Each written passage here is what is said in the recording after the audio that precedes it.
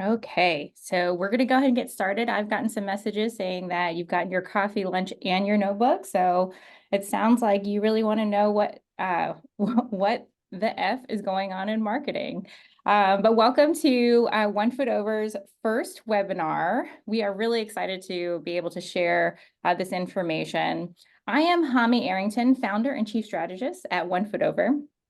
And we help B2B tech firms and sustainability initiatives grow. Let's get through some housekeeping before we get started.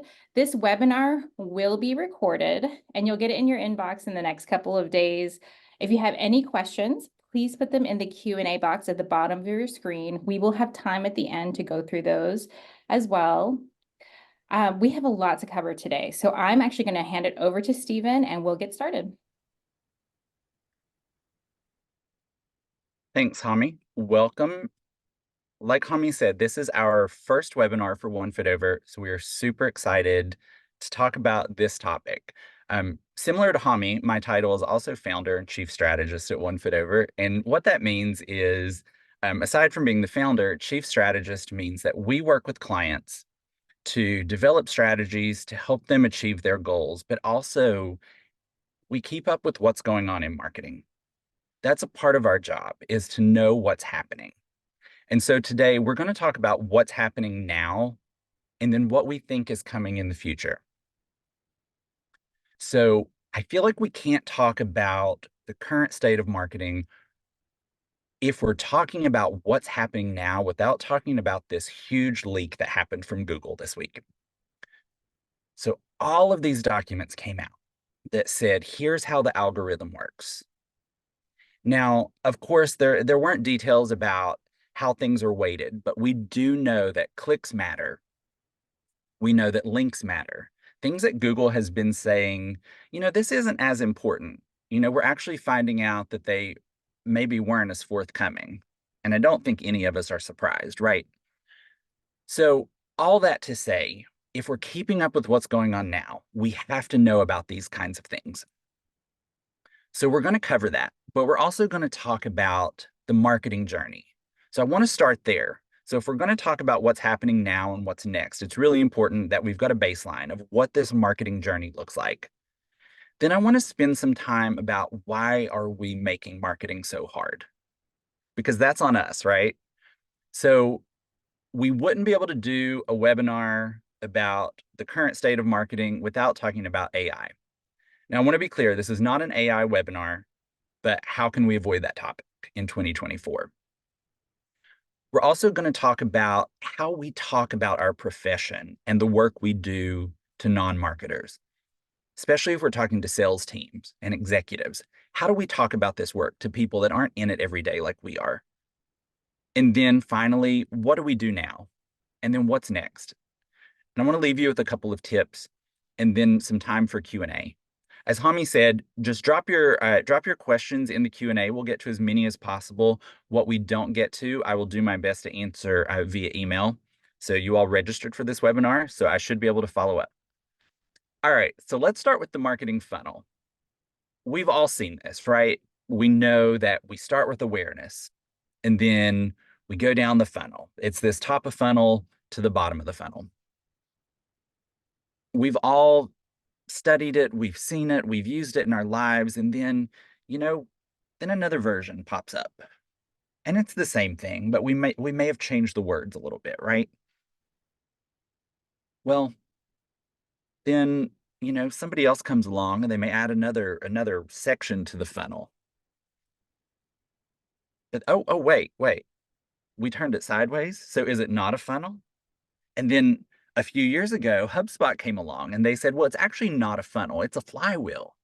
It's not this thing you start at the top and go down. It's continuous. The thing about the marketing funnel is this journey through the funnel, through the flywheel, it's rarely, if ever, linear. So I took the liberty of whiteboarding what I think this looks like. And the fundamental problem with marketing funnels and marketing journeys is that it doesn't account for the fact that this non-linear journey, sometimes we go backward. If the flywheel goes this way, Sometimes we go the opposite direction. And so modern marketing funnels aren't accounting for this change in direction. So, for example, I could be aware today, I could learn about your brand and you could market to me. A month or two later, I'm like, all right, I trust this company. This is the right decision. So now I'm in the consideration part of the funnel. I'm in that middle part. But guess what? My budget's got slashed. So this isn't even an option on the table anymore. I'm no longer in that part of the funnel. I don't have that option. And so the way marketing funnels have worked, especially in our CRMs like HubSpot and Salesforce, we don't get that chance to go backward. We get stuck in that one spot.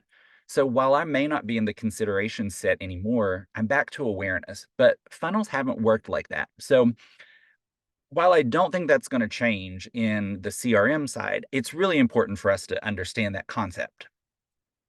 So don't worry, it's fine. We will get through it. We're marketers, we always do.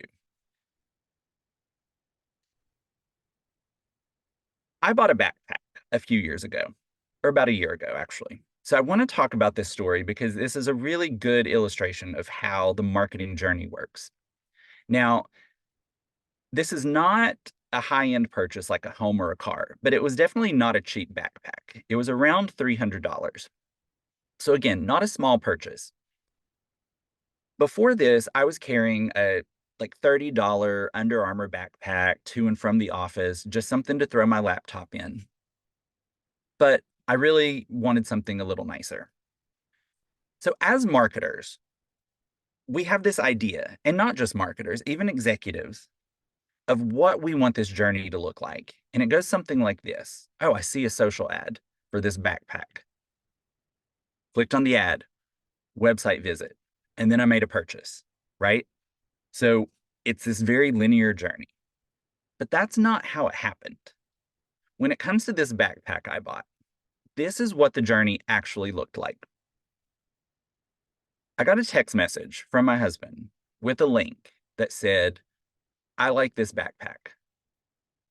So I responded after looking at it and was like, you work from home.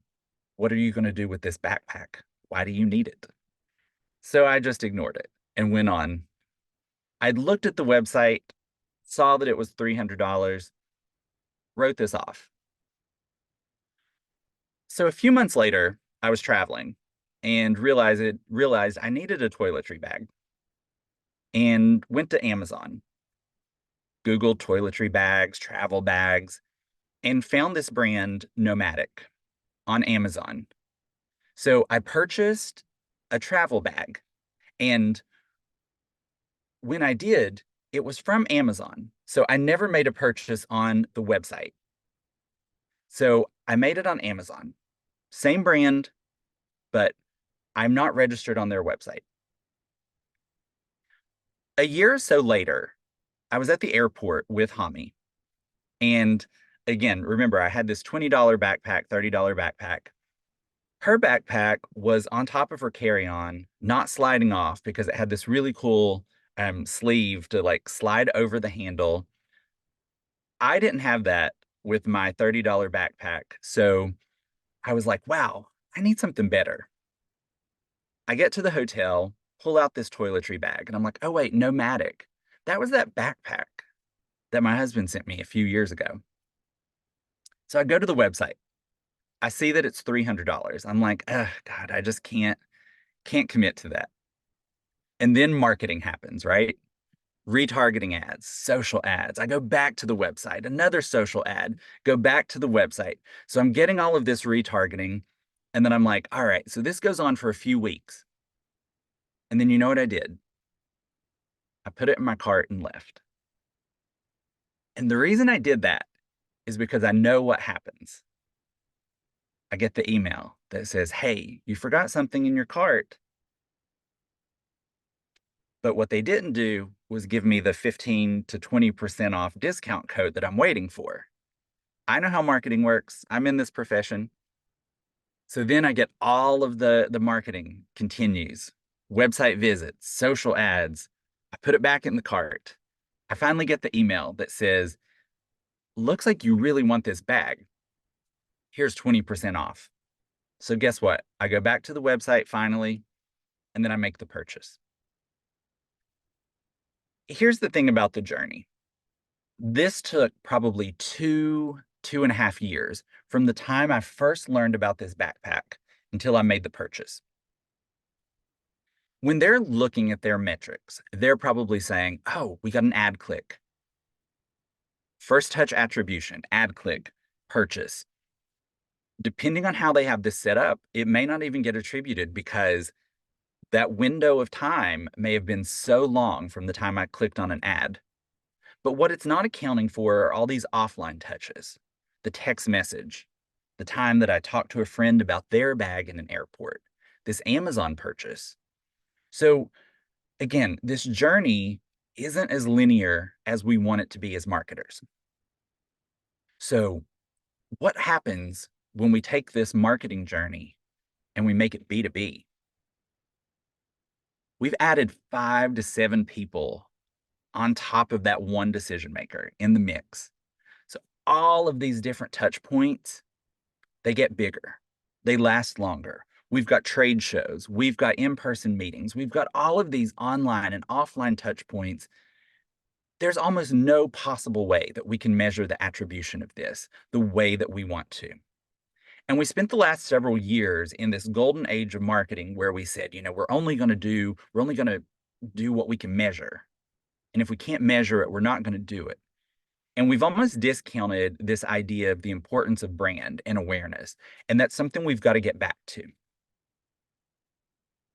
So marketing is really hard. I'm not trying to downplay that what we do isn't difficult, but I think that we've made it harder than it has to be. So why have we done this? And I think it's because we want to prove our value. And so we want to make it feel complicated and complex and more, even more complicated than it actually is. So if we take this down to the most basic level, we're going to look at the story brand framework just a bit here. And it talks about our brains are wired to do two things as humans. We're trying to survive and thrive, and then we're trying to conserve calories. And so what this means for us as marketers, when we're talking to prospects and talking to clients or customers, what they're really trying to do is just to get through their jobs, to survive. But then they also want to thrive. They want to do the best job they can. They want to be really great at it. But they also need to conserve calories and do it with the least amount of energy and without thinking too hard about it. If we make it too hard to understand what we're offering, what we're marketing, what we're selling, we're going to lose them. So what we want to do is help people survive in their job. We want to help them thrive. We want to make them look like superstars with the least amount of thinking, the least amount of brain power, without making it too hard for them to do that. A way we can do that is looking at our websites. Let's start here. So I want to apologize up front if you work for any of these companies, but a few examples, if we look at websites, these are the very top hero section at the very top of their websites. Going the distance isn't just a catchy phrase, it's our philosophy. We're here to help you get it done. Our expert team of consultants. You've said a lot here, but you've actually not told me anything because this is an IT company. Nowhere at the top of your website does this tell me you're going to fix my IT problems.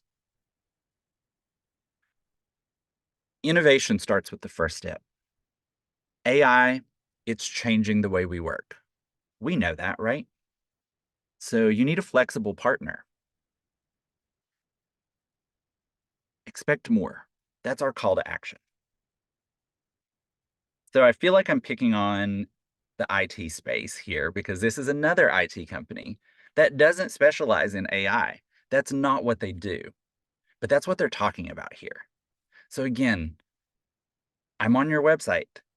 I'm still not sure what it is you do. So let me be fair and switch industries. Stop picking on the IT space. This company, they're helping serve clients like we serve you.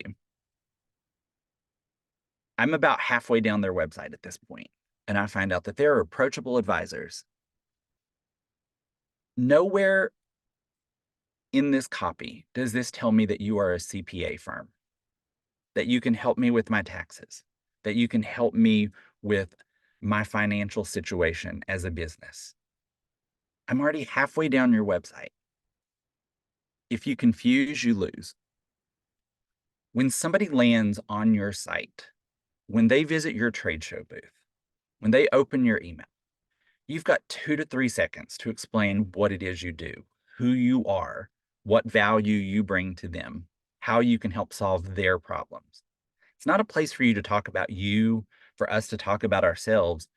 How are we solving their problems? If I don't know what you do, then I'm probably going to hit that back button and go to the next website in the search results. So this is our website hero section. For 1 foot over, better B2B marketing. We help B2B companies get clear about their marketing strategy, increase awareness of their brands, and generate highly qualified leads. If this is what you need, then let's talk. I'm not trying to say that this is the world's best example of a website or website copy, but we were very intentional about making it clear about who we serve and what we do for those clients. Again, it's that concept of if you confuse, you lose. We're making it really hard for people to do business with us to understand what we're marketing. At the end of the day, we are human beings talking to other human beings, right? So when we're doing that, why are we using these big, complicated words? The general rule is when you're talking about website copy or marketing copy in general, you need to be writing at an 8th grade level. And it's not because people are dumb, but it's because that's how we talk to each other. If it's not a word you would use in your everyday life, why would you put it in your marketing copy? I don't walk around telling people that I'm going to turbocharge things for them. So why are we turbocharging their results? I wouldn't use phrases like therefore when I'm talking to a friend. So why am I going to put it in my marketing copy? It's not, it doesn't have to be complicated. We're not writing the King James version of marketing. We're trying to influence behaviors. So at the end of the day, remember that talk to your prospects, talk to your customers like you would talk to your friends, because we are just one human talking to another human. Okay, so let me stop for a second. I know I said we're humans talking to humans, but then now we're talking about AI, right? So the question that we've had really over the last year is AI coming for our jobs? As marketers, we're probably one of the professions where we're seeing this pop up more than anybody else because every tool we use now has some AI component. Or, you know, now Google can do this with your ads. AI is going to do this. Generative search results. Here's the thing. AI has existed for a long time. We've been using AI for the last 2 decades or more, but we've not been calling it that necessarily. Do you not think the search algorithm has been based on machine learning and AI powered for the longest time? It's just now it's becoming front and center. So, is AI coming for our jobs as marketers? The short answer is maybe. And I say that not to scare you, because it's really up to us. AI is coming for our jobs if we don't learn how it works, if we don't keep up, if we don't understand AI, how it impacts our profession, how it impacts our businesses. That's when we put ourselves at risk, is when we avoid it. We want to act like it's not a thing. We want to be scared of it. We want to say, hey, it's not going to replace me. That's when we start risking it threatening our jobs. So I don't truly think AI is coming for marketing jobs. I think it can help us, but it's got a long way to go. So, a few examples. About a year ago, did some AI headshots, and through this AI tool, I submitted 17 pictures of myself without a hat, wearing my glasses, trying to, submit photos that I felt like were a pretty good representation of me. So here's three versions of that. These are, if you know me, these are pretty passable. So, if you've seen my pictures online or you know me in person, like you'd be like, all right, there might be something a little off, but you know what? These would pass. But the problem was I got 100 photos back. And these are some of the other results. This is a little shocking to see, but this is just one example of how AI currently works. And this was about a year ago. I haven't retested this to see how the results have changed over a year. So, using a different tool, one day we asked Kami, she said, I wonder what my picture would look like with glasses. So, here's the result. Again, I think on this side, we're pretty safe when it comes to AI. One of my favorite examples that I saw recently was with asking, how do I get cheese to stick to the pizza? Like it won't stick. The best answer here is, just add an eighth cup of Elmer's glue, and that will help this cheese stick. So these are a little bit far-fetched when it comes to AI examples, but the thing to remember about AI is the AI we're using today is the worst version of AI that we will ever use. And what that means is it's only getting smarter with the more information that we feed it, the more information it collects. So every day that you're using AI is going to be the worst version of AI that you are going to be using moving forward. So when it comes to AI, whether it's your company, your agency, whatever side of the coin you're on, you need to have a policy about how you're using it.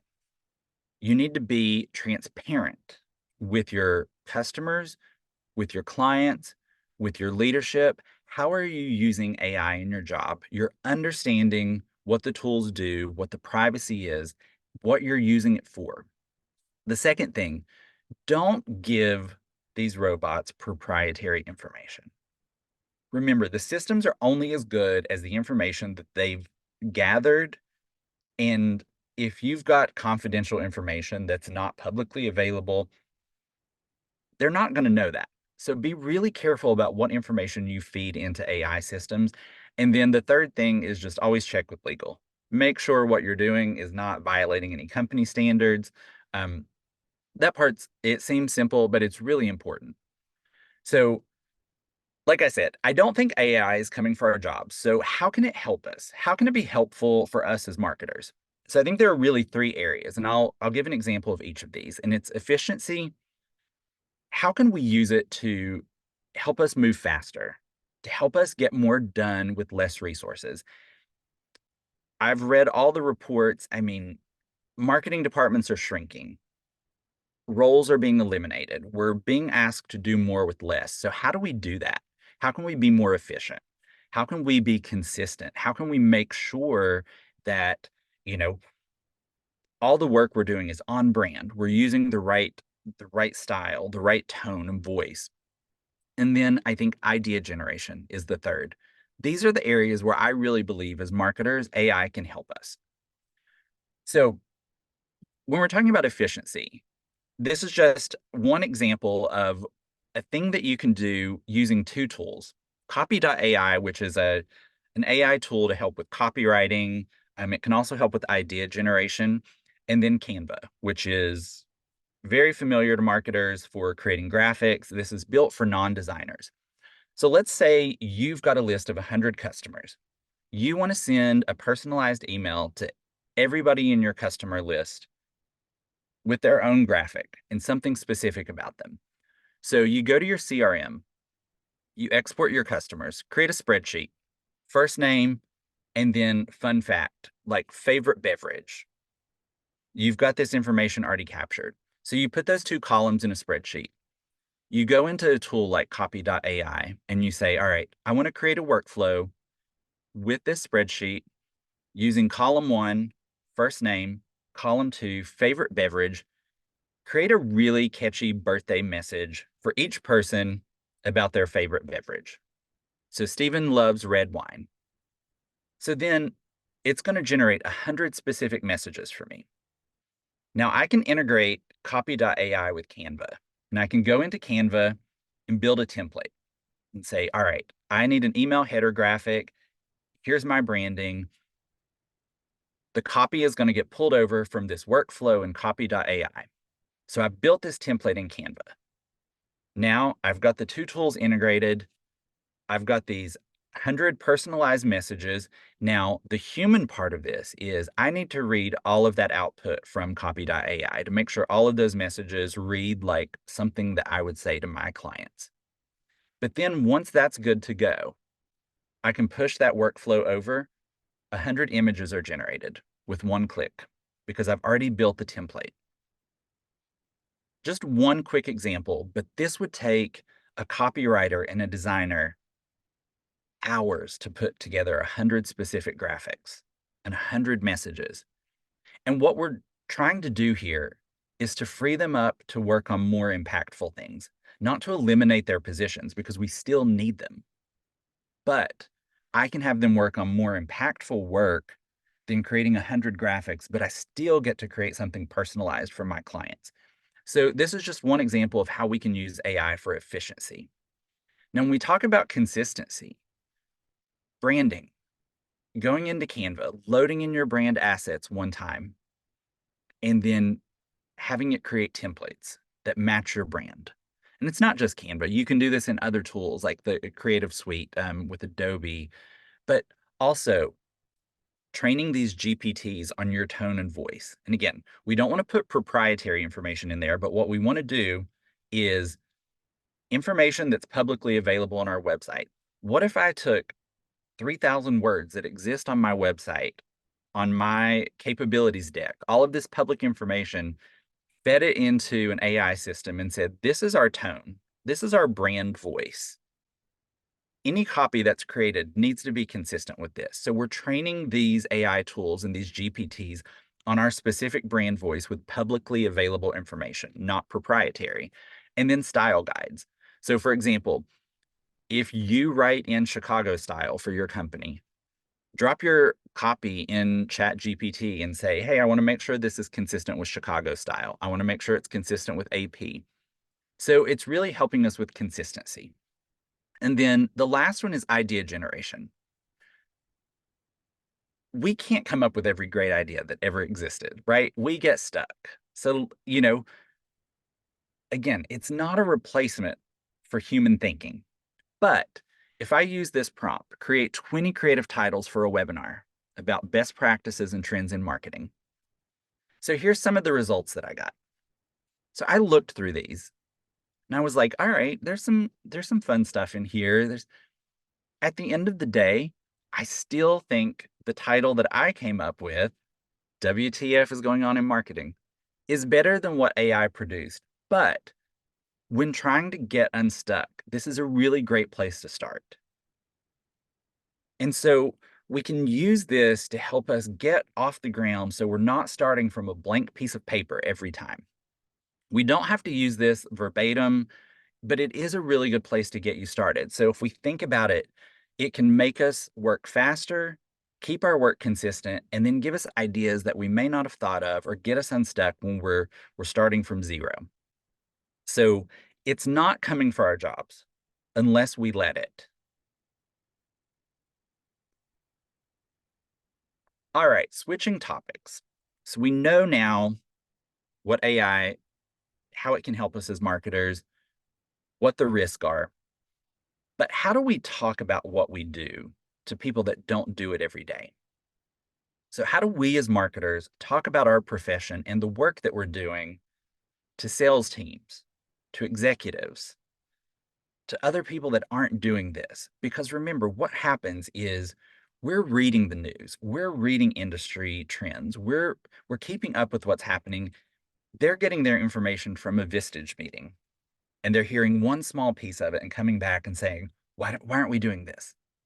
I saw a slide at a conference last week that said For every bad piece of content that exists, an executive asks for it. That's so true. And that's how it works. So, how do we talk to these people about what we do in a more meaningful way? And I believe it starts with telling the full story. When we go into a meeting to talk about our work, this is the kind of information we show. And we're really proud of it, and we should be. We should get excited about the work we do. But we go in and we're like, all right, our campaign, we got almost 1,400 impressions, 200 clicks, we got 13 conversions. And then we're expecting everybody else to be as excited, but other people are like, well, so what does this mean? And then we feel deflated. But it's because we're not telling the whole story about our work. We're just telling this piece because that's the part we got excited about. So, how do we do this? And we have to remember, I love this quote, that the number of impressions is not the number of people that are impressed by your campaign. It can be a lot lower, it can be more. But we've got to keep the audience in mind. And I know this feels very basic, but we have to market the marketing. We have to market our work to the people we're talking to, whether it's our C-suite, it's the sales team, it's our clients. We've got to market the marketing. And so we need to start with, what is it they care about? If I'm going to a meeting, an executive leadership meeting to talk about marketing over the past 6 months, and I pull up that campaign performance, I'm going to get questions. Well, what did this mean for the bottom line? What did this, how did this impact customer satisfaction? Did this generate actual leads, qualified leads? So we've got to know what this audience cares about before we go into this meeting, because that's the information we want to show. That's the story we want to tell. We don't just want to slap data up on the screen and let them interpret it. So, questions that we need to be asking ourselves before we go into these meetings and before we start talking about our work is, what does it mean? If I'm going to show you data, I'm going to show you information about our performance. What does this information mean? The second question is it good? And so I don't want this to be mistaken as we should only show high performing things. We should ignore things that didn't work well. But what I mean by this is when we're showing information, we're talking about the work we do. Is it good means compared to industry benchmarks or compared to things we've done before, are these results actually good? Is this where we should be? Are we doing the right things? And then, probably the most important, what are we going to do with this information? You've told me this story. You've shown me all these numbers. So now what? What do we do with it? And so that's our job as marketers, to walk into these meetings, to be able to talk to non-marketers and say, look, here's the information. Here's what we're going to do. So thinking about this, I want to give you kind of a framework for sharing information, putting it together. And this is a very simplified version. But if you're putting a deck together, think about it this way. You want to show the data just by itself. So this is just raw data. No interpretation, no manipulation. These are just purely the numbers. And then next to that, this is what the data is telling us. This is the story that we're getting from this data. This is what it means. And then finally, these are the next steps. Now that we've seen the data, we know what it's telling us, here's what we're going to do next. So let's go back to that example that I showed first with the almost 1,400 impressions, the 200 clicks, the 13 conversions, right? So we've got the data on the left-hand side, and then we've got our insights here. So this means our impressions, our cost per click, our click rate, these are all performing at or above industry benchmarks. So whatever industry I'm in, I've checked this against benchmarks. I know that based on the amount we're spending, this is how many impressions we should have gotten for this campaign. So all that's performing well. But you know what? Our conversion rate's low. This is about a 6.5% conversion rate. But I know in our industry, for this type of campaign, probably should have been a 10% conversion rate. So one of the insights this data is telling us is that our conversion rate's low here, right? So we know the question is going to be, well, then, so what are we going to do about it? So we're already prepared to talk about it going into the meeting. Our next step, we need to optimize this landing page to increase conversions. So if we know that we're getting the right amount of clicks, but no conversions, the problem's not with the ad campaign, if that's what we're running here, it's with the landing page. So when we're presenting data and we're talking to non-marketers, we need to look at it this way. Here's the information. Here's what it's telling us. Is this good or not? And then what are we going to do about it? So now that we know that, what do we do now? And then what do we do next? So I want to go back to this story from Google. This was a huge leak. This told us that all the things that Google had been saying for the past 10 years aren't necessarily true. But the one thing that's still true is that when it comes to marketing, and it comes to SEO specifically in this example, is that just creating good content is what matters. Creating content that answers your users' questions, the questions your prospects have, because if that's the content you're putting out there, if that's the marketing you're doing, then you're serving your customers, you're serving your prospects. So whether or not you gamed the algorithm, you show up in page one, the map pack, whatever that is, if you are creating content that solves a problem for your user and you can get that in front of them, then you've done your job as a marketer. So regardless of how this system works, as long as we're doing the right things and we're solving problems for customers in the right way, that part of SEO hasn't changed. So while this is such a huge story in marketing, I don't think it fundamentally changes the work we're doing. So I want to leave you with 3 tips. Number 1, we have to be constant learners. We have to keep up with these stories. We've got to know what's happening in our industry because it's changing every day. Things like this Google story, right? If we don't see it, guess what? Somebody else is. Somebody else in our company is going to see it. They're going to flag it and they're going to say, what are we doing about it? Does anybody know about this? Nobody's brought it up. Remember, people in, you know, leadership positions that are not in marketing, they're getting their information in small bites. They're hearing about this marketing thing that happened and they're going to come to us and they're going to be, do you know about it? Why have we not talked about this? And sometimes it's a bigger deal to them than it is in real life because they're only hearing it in small chunks, right? So it's our job to constantly be learning. AI has changed the way things have worked over the past year. It's moving really quick. So we've got to stay on top of it. So number 1, just always be in that learning mindset. And I think that's one of the coolest things about what we do is it's always changing. The second thing, we need to start focusing on the impact of our work, not the output. And this is hard because it feels like marketing departments are getting smaller, budgets are shrinking. So we want to justify our existence as marketers by talking about how busy we are, how much we're doing. I've got to do all this. But what we really need to be doing is talking about the impact we're making to the company, not just to the campaign that we're running, but what is the impact that we've had on the company, not just how much work we've gotten done.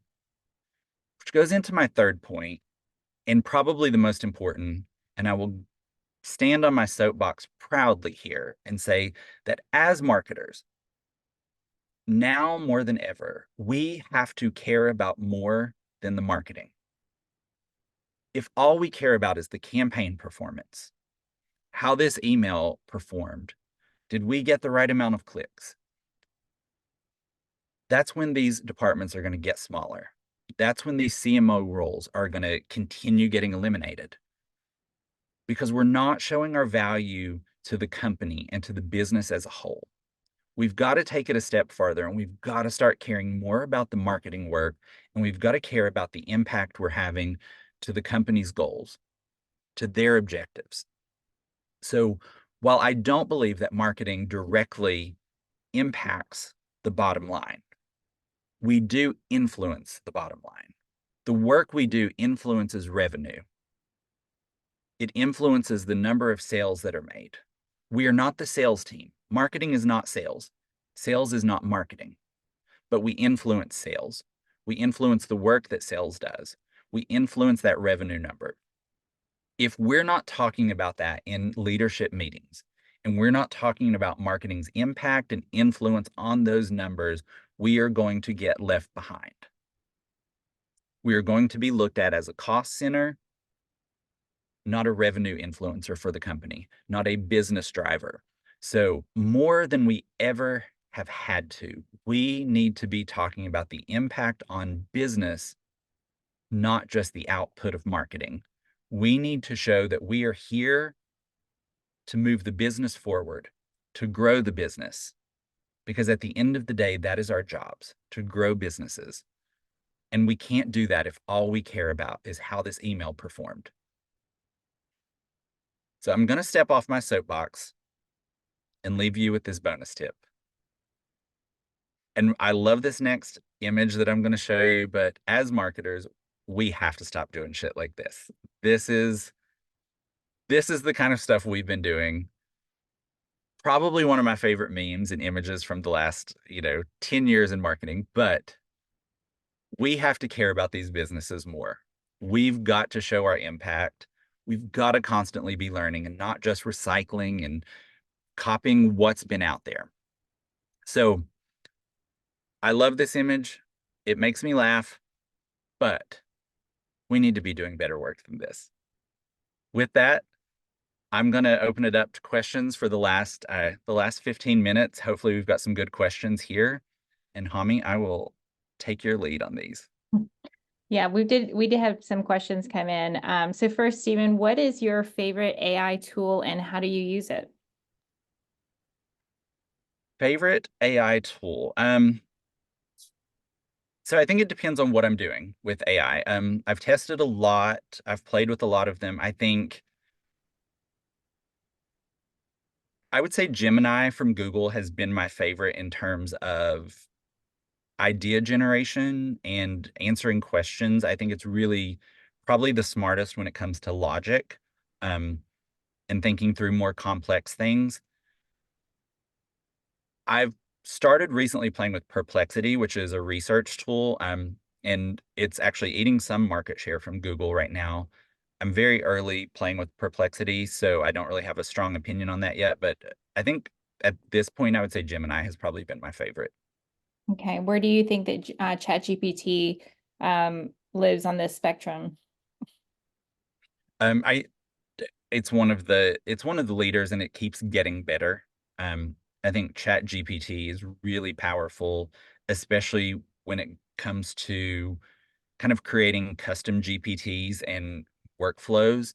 And so that's something that I've been experimenting with over the last couple of weeks is figuring out ways to use it more, um, especially with things like brand consistency and training it to do things like how can I train ChatGPT to sound more like me as a human? And, again, there'll always be that human component that's needed because these language learning models don't have reasoning and they don't have the kind of logic that we have as humans. But I think ChatGPT is probably the leader in tools that are available to be trained to do the work and think like we think. Mhm. Okay, attribution challenges have been plaguing marketers for many years. From a tool perspective, what's been the best solution you've used for closing the gap on this, and what are some best practices here? So I wish I had a better answer to this question. I think when it comes to attribution, we're at One Foot Over, we use HubSpot a lot. It is not a perfect tool. And I think attribution is fundamentally broken. And so I think if we're talking about B2C or direct marketing, it's a little bit easier because then we can correlate, you know, a click to a sale. if our systems are set up properly.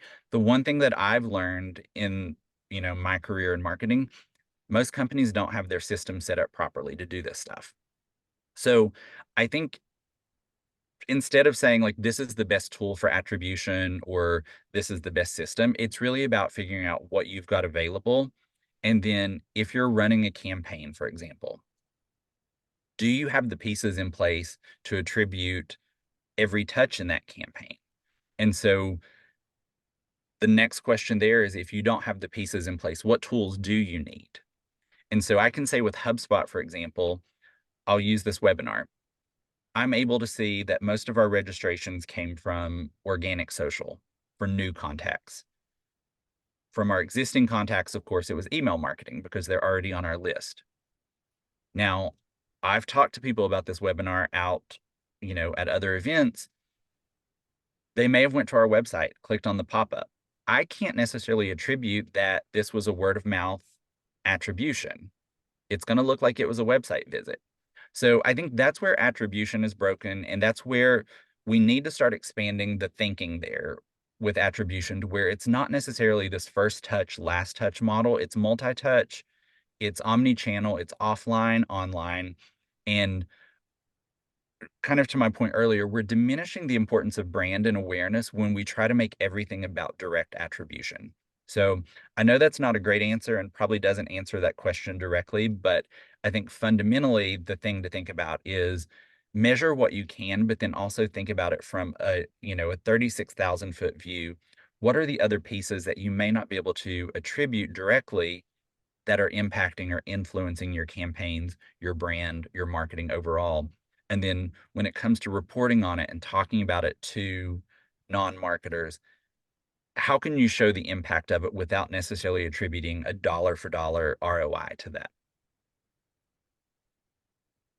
Okay, so there have been a slew of questions that have come in about keeping up with marketing news and stories and trends. What are your top sources for keeping up with marketing news? Okay. I will share some of mine, and then Hami, you can jump in here too, because I know you've got several. But I love for digital stuff, Search Engine Land, Search Engine Journal, Moz, Spark Turo. I'm on a bunch of email newsletters, Kickpoint, Marketing Drive, Marketing Brew, um, The Hustle, which has become less marketing. Um, I also have an RSS feed on Feedly set up, but it gets very noisy. But those are some of the ones that I pay closest attention to. Um, Hami, do you have others that you would recommend? Yeah, I do. I read all the things that you just said, Stephen, but I am also on about 30 or 40 different email lists. So Daniel Murray, he's marketing millennials. He's really good. The Daily Carnage has always been very good as well. I also have the Feedly link set up.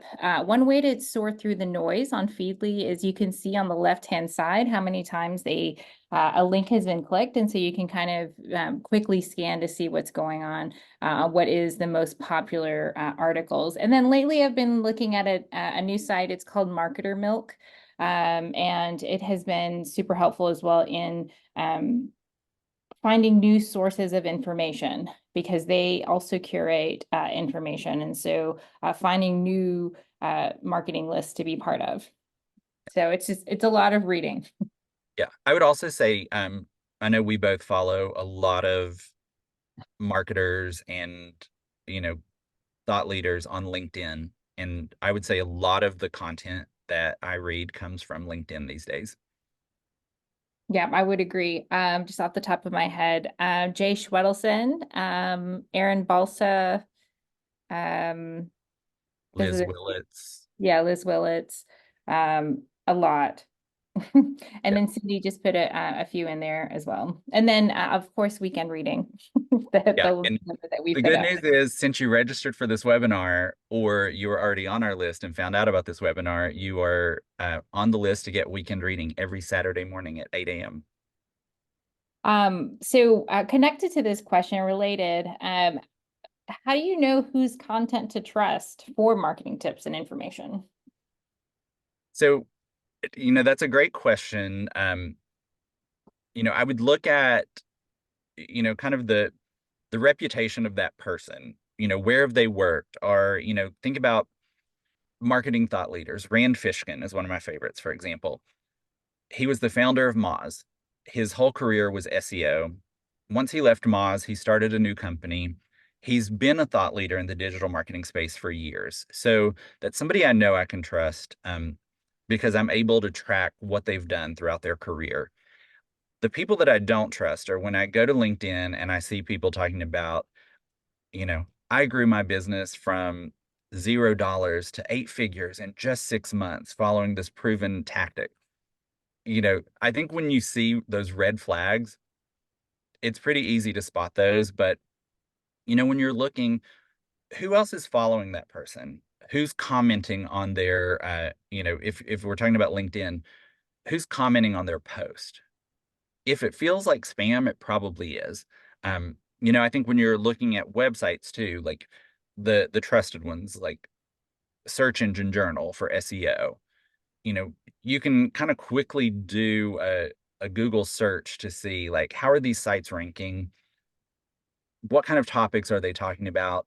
Are they all over the place where it feels like they're just trying to rank for the sake of ranking? Because then that's a good kind of leading indicator. This is just a spam site or a clickbait site. So I think there's some telltale signs in kind of understanding like, is this person a thought leader or is this a kind of paid influencer where they're just trying to gain followers, or is this site a clickbait kind of site? So I think just kind of look for those red flags when you're doing research or trying to find who to follow and what sites to pay attention to. Okay. So going back to the data insights and next steps format that you went over earlier, why do you think that that's so effective? So I think it goes back to that kind of that concept of the questions that are always going to be asked. And you know, I go back to a client of ours who would always ask essentially those questions. And if we showed data, it was like, well, is that actually good? Like, I know we're saying this is good results, but like based on what? And so that's not the only person that's asked this question. And so I think that question is always going to come up. Like, why are we looking at this number? And if you're telling me that 1,300 clicks is what we got, is that the right, like, should we have gotten more? And the most important part, though, is what are we going to do with it? And this is why I think it's effective because if you put a number up on the screen or you put information up there, the first thing somebody's going to do is zero in on it and be like, what is that? Why are we looking at this number? This looks bad. And so by showing it and talking about what it means and then talking about the next steps and saying like, hey, we've already done the work here. We've done the due diligence. We know what this information means. We've got a plan in place. And that's why I think it's effective is because when you go into it with the plan in place, you're not going into the meeting asking for feedback or opinions on the data. You're saying, this is the data itself. We've analyzed it and we've already created a plan. We know what to do based on this information. And so I think that's why it's an effective approach versus here's the information. What do you think? So you're not leaving it up for interpretation at that point. You've already done the due diligence and the work and you've already developed your next step. So that's why I think that format works really well for showing data or information. Okay. This is the last question, Stephen. How do you make sure your messaging is creative, competitive, and impactful without confusing users and losing them? In other words, how can you be clear with your message while still standing out? So I think a really good test for this is, you know, starting with that idea of simplifying your messaging. And so, we internally we use the story brand framework a lot. And so when you use that format, it really gets it down to how can we condense this and make it really clear and really concise in 2 to 3 seconds what we do. So what happens there is you get really a really clear statement, but then it may feel like you've lost the creativity. But that's where we get to be marketers and go back in and we're like, all right, now that we've got this really concise message, how do we put marketing on it? How do we make it marketing, make it creative? So once we've done that, I think a really good test is to take your messaging, take your creative. If you don't have the budget for focus groups and high-end market research to do message testing, you know, start with friends who are not in your industry, who are not your target necessarily, and have them read a few things and be like, all right, does this make sense? What do you think we do? How do you know, if your messaging is clear and concise, somebody that's not in your target audience should be able to understand what you do and what you bring to the table. So if you don't have the resources, the budget for, market research and message testing, use your friends, use your colleagues, use your own network and do testing with them and say, "Hey, I want you to read this copy. Read this headline, read this subject line. Does this make sense to you? Do you understand what it is we do?" So I think that's kind of an easy approach is making sure it resonates with people kind of at that base level. Is it clear who we are, who we serve, what we do, and starting from there. So, um, Hami, I know you said that it's our last question, so I want to make sure that, I'm a marketer, so I want to leave you with a call to action here. You already get weekend reading by signing up for this webinar, but I want to give you the opportunity if you have additional questions, you want to talk about how One Foot Over could help, what it is we do exactly. Um, you can book a meeting with me. My email address is here. Here's a QR code if you've got your phone out and you want to book a meeting directly on my calendar. But you will get this deck in an email later this week. You'll get a copy of the recording. So you'll have plenty other chances to connect. But in the meantime, I would love to keep the conversation moving. And with that, thanks for joining, and we will see you next time.